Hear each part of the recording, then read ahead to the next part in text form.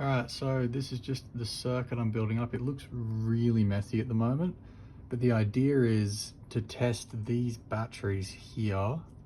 So basically these vape batteries, they'll last around 300 to 600 charge cycles, probably closer to the 500 range to be more precise. But what I'm building is essentially taking a relay, an Arduino, a little battery charger board, and then this, which I built a while ago, which is basically like a discharger. It's able to, discharge a battery. I'm going to build something up that can essentially use all of this and this screen to charge the battery, and then when it's fully charged, automatically switch it over using the relay to the discharger, and then I'll keep track of how many times it gets charged and discharged on the screen.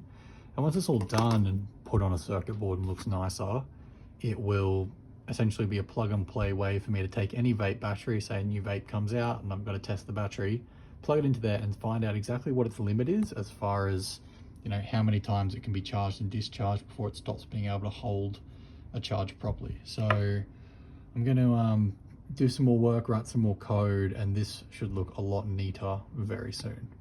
All right, so it's day 2. Things don't look as neat as I'd hoped. I've ditched this in favor of just a big resistor, 2 of them.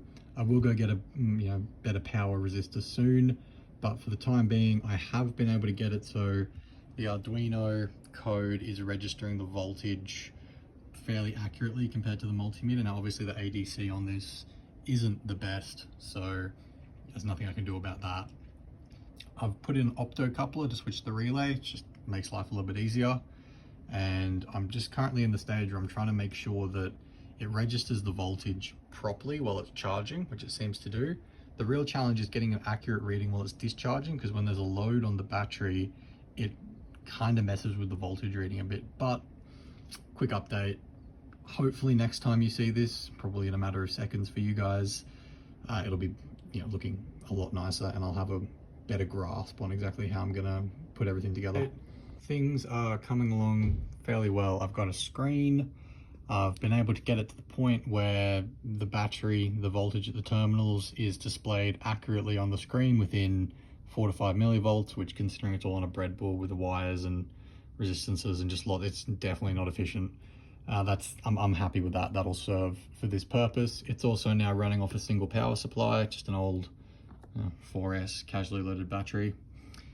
Currently I've got 2 supplies. So I've got a buck converter which supplies the USB charger for the battery, and that's because I was trying to run it all off the 1 buck converter, but it was just, whenever this thing was charging, it'd sag the voltage to around 4.8, which would then mess with the internal voltage reference for the ADC.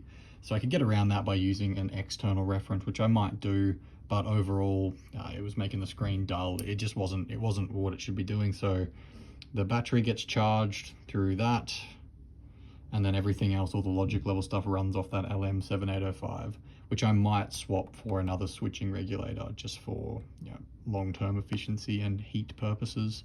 But overall, everything seems to be working pretty well. It's all running off 1 input power supply that's not plugged in. Next step will just be breaking that chip out. I'll probably move it over to an Atmega 8 or an Atmega AT Tiny 84.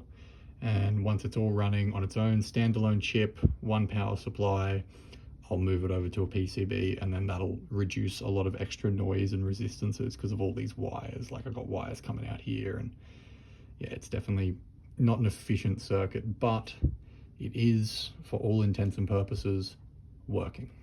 Okay, so it's at the point now where I'm uploading the code to the Atmega 8. All right, so the circuit board's all soldered up. Definitely looks a lot neater than when it was on breadboard. Underneath, obviously some of the copper's oxidizing, but all of the connections have been made. I've given it a little test. Everything's working. We've got the screen connected up, and we've got these JST connectors for the LEDs, as well as the little fan as well that's going to go on there.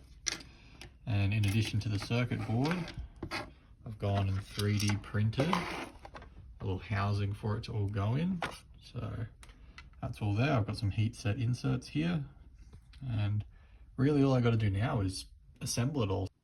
And here it is, final version. It's all put together. It's all working.